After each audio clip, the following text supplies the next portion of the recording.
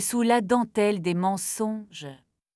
Je m'appelle Anaïs et je sais reconnaître un mensonge à sa température.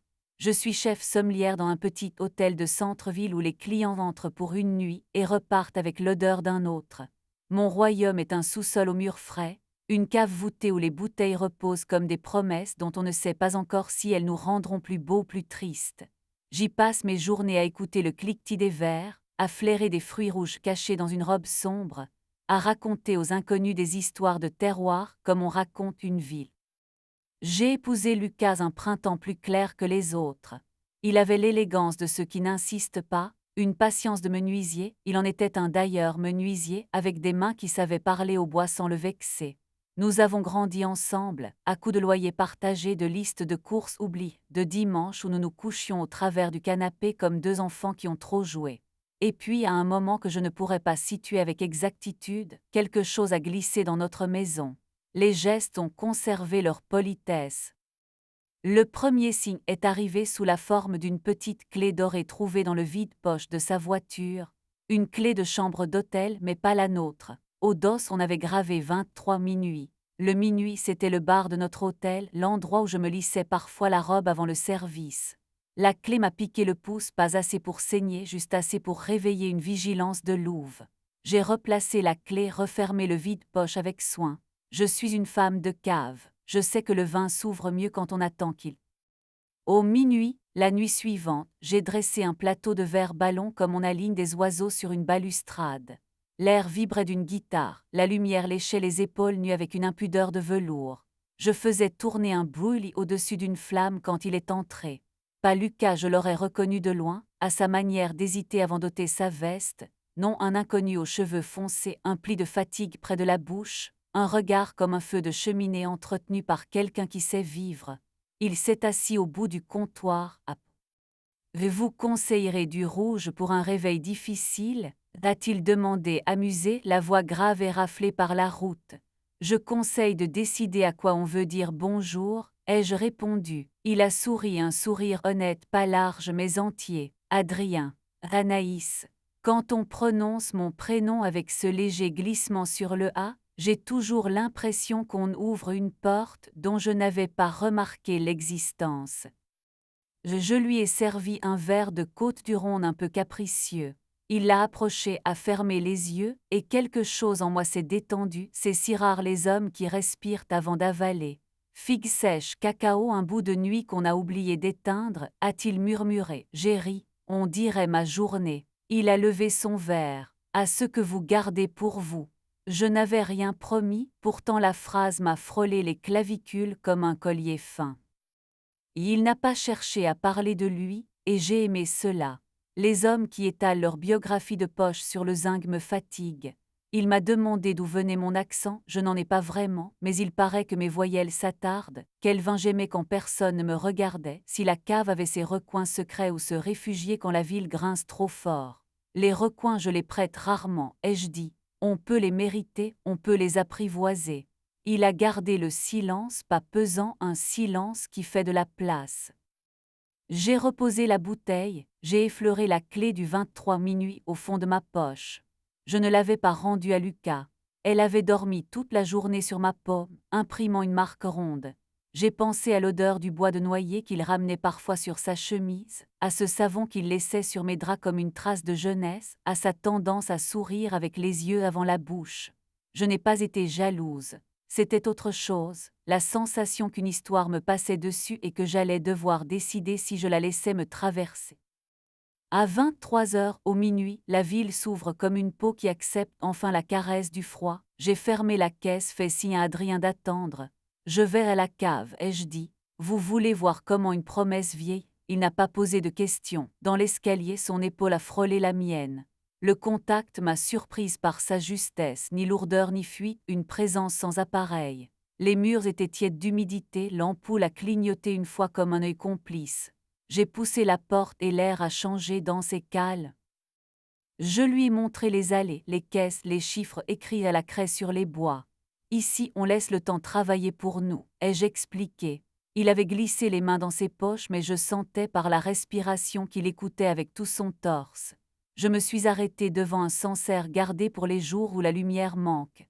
J'ai débouché avec lenteur, un geste appris à 20 ans que je réinvente à chaque bouteille. L'odeur a sauté verte et minérale avec la pointe d'un fruit blanc. J'ai versé un peu dans 2 verres eau. À quoi? Nous avons parlé peu. 2 phrases, puis une gorgée, puis le bruit très discret des bouteilles qui se répondent en se dilatant.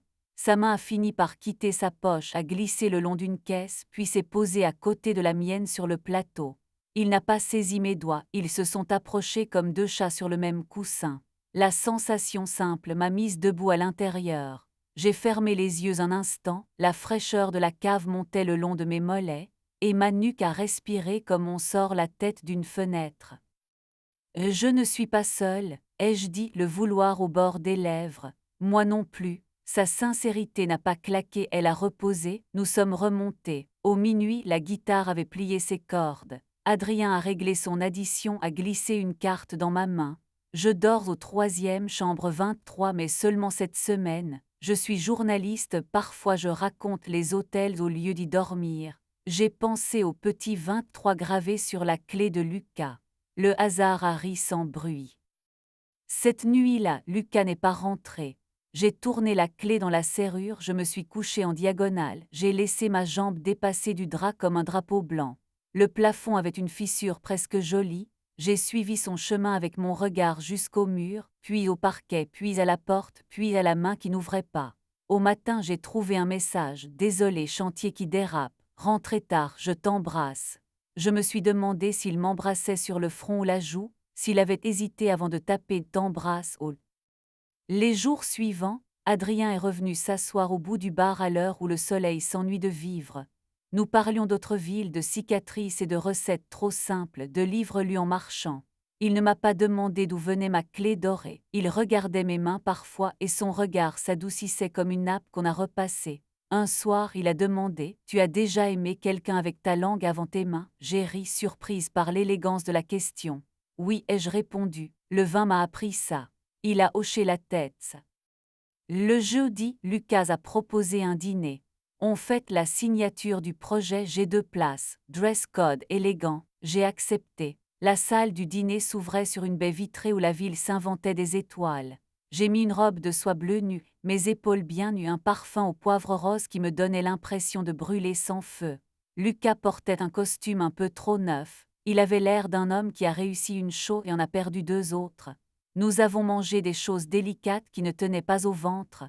À notre gauche, une femme. Après les applaudissements, je me suis levée.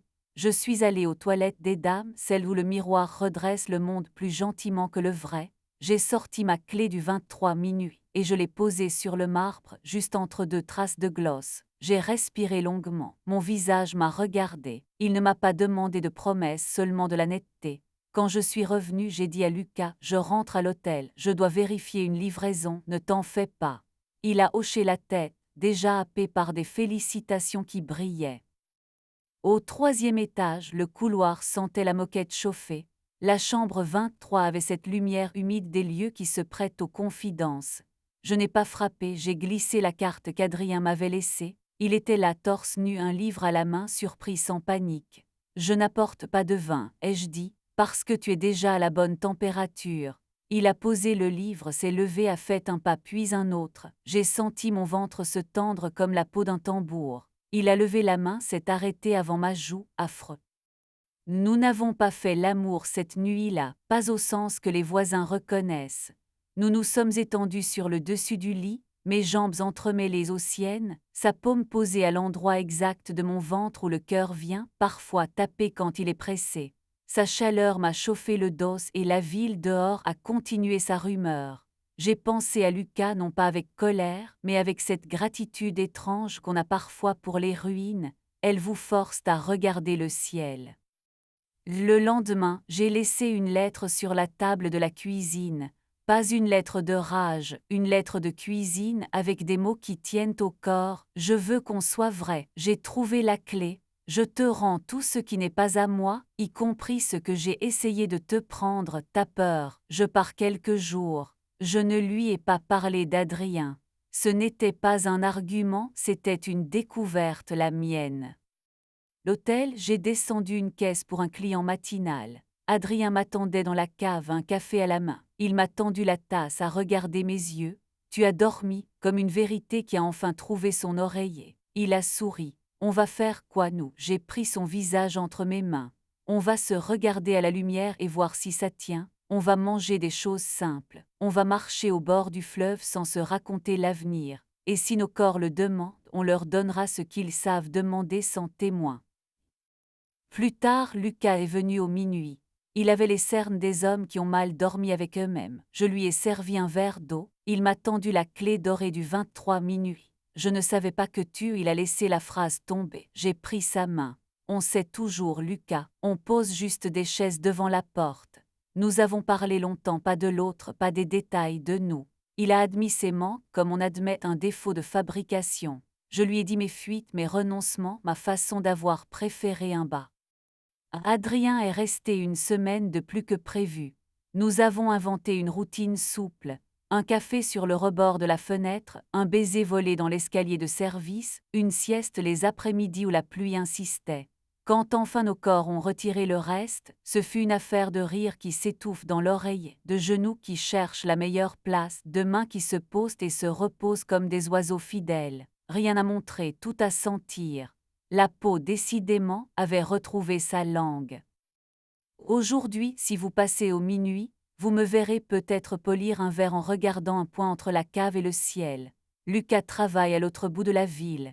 Il m'envoie parfois une photo d'une table qu'il vient de finir, le bois brillant comme une vérité qu'on a cirée. Adrien voyage, il m'écrit des cartes qui sentent encore l'avion, des phrases qui savent être courtes sans être avares. À Nîmes, les vendanges commencent, disait la dernière. Je viens bientôt, garde-moi une place au frais si tu peux ton épaule gauche.